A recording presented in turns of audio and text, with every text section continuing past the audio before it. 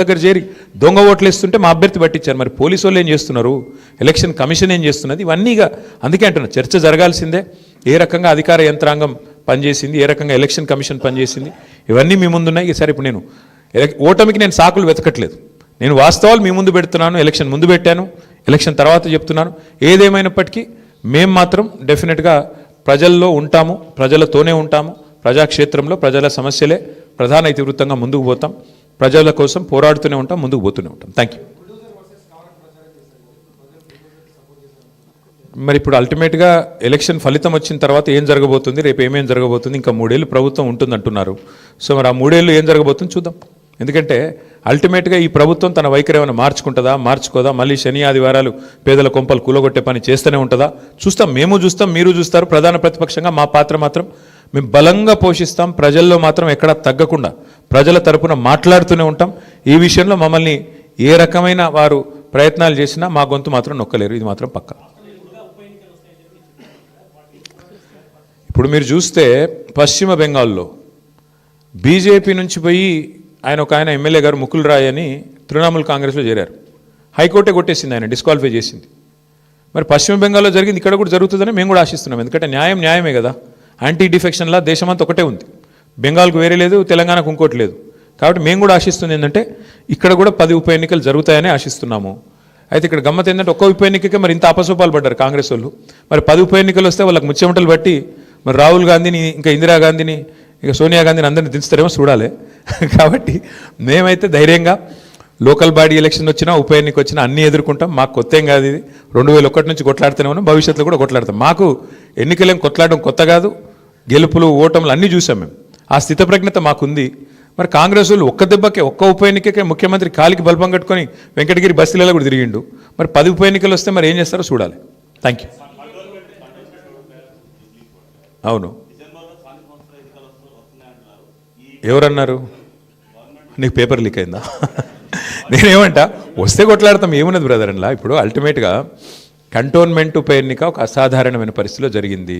అందులో మాకు 3వ స్థానం వచ్చింది. ఈరోజు మరి ఈ ఎన్నికల్లో మేము గౌరవప్రదంగా మాకు దాదాపు 38-39% ఓటింగ్ వచ్చింది. 38-39% ఓటింగ్ అంటే కూడా తక్కువేం కాదు ప్రతిపక్షంలో. సరే, సహజంగా పోటీ చేసినప్పుడు గెలుస్తామనే కొట్లాడతాం, గెలవమని ఎందుకు అనుకుంటాం? సరే, జరిగింది ఏందో మీరు చూసిండ్రు కదా, ఇప్పుడు మీ మీడియాలో చూపెట్టిన, నేను చెప్పుడు కాదు కదా. ఎన్నికల రోజు ఎట్లా విచ్చలవిడిగా ఏమేం చేసిరో మీరు చూసిండ్రు. ఎన్నికల కమిషన్ ఎంత అట్రఫ్లాప్ అయిందో మీరు చూసిండ్రు. ప్రజాస్వామ్యాన్ని ఎట్లా అడ్డంగా తుంగలో దొక్కిరో మీరు చూసిండ్రు. కానీ ఇవేవి మా ఓటమి కారణమని నేను చెప్తలేను, ఇవన్నీ జరిగినాయని చెప్తున్నా అంతే. ప్లస్ ఒక్కొక్కరికి ఎన్నెన్ని ఓట్లు రాయించిండ్రు అది కూడా చూసిండ్రు. కాబట్టి ఇన్ని ఉన్నాయి. కాబట్టి నేనేమంటున్నా అంటే దీని మీద చర్చ జరగాలి, భవిష్యత్తులోనే చర్చ జరగాలి. ఏదేమైనప్పటికీ we are thankful to the people of Jubilee Hills. We are certainly thankful to the people of Telangana for continuing to affirm their faith in the leadership of KCR garu. We will fight on public issues, we will fight on all people's issues till such time as KCR garu once again leads the state of Telangana, and we will continue to do our job as the principal opposition. Thank you.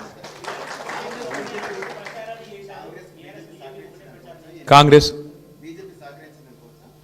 మీకు కనబడతానే ఉంది కదా brother. Last 3 days వచ్చి హడావుడి చేసి ఎవరికి సహకరించినా మీకు కనబడతానే ఉంది. RS brothers బాగానే వర్కౌట్ అయినట్టుంది. ఆర్ఎస్ బ్రదర్స్ యొక్క మంచి సహకార మిత్రమండలి ఏదైతున్నదో బాగానే వర్కౌట్ అయినట్టుంది. మరి చూడాలి. మిగతా విషయాలన్నీ మీరు విశ్లేషించండి. ఇక మీరు ఉన్నారు కదా, మరి రేపు ఎల్లుండి మీరేం రాస్తారు అన్నీ మేమే చెప్తే. Thank you.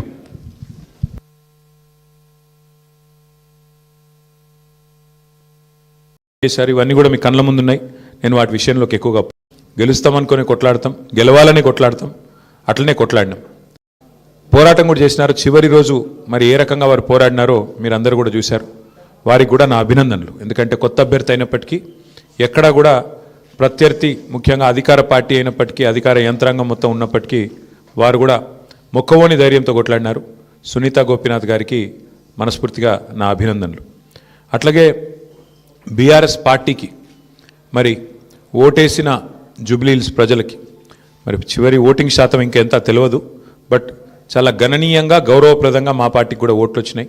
మరి మాకు ఓటేసిన జూబ్లీ హిల్స్ ప్రజలందరికీ కూడా పేరు పేరున వారికి కూడా కృతజ్ఞతలు. సరే, సహజంగానే ఒక రాజకీయ పార్టీగా ఎన్నికల్లో దిగినప్పుడు గెలుస్తామనుకొని దిగుతాం, గెలుస్తామనుకొని కొట్లాడతాం, గెలవాలని కొట్లాడతాం, అట్లనే కొట్లాడినాం.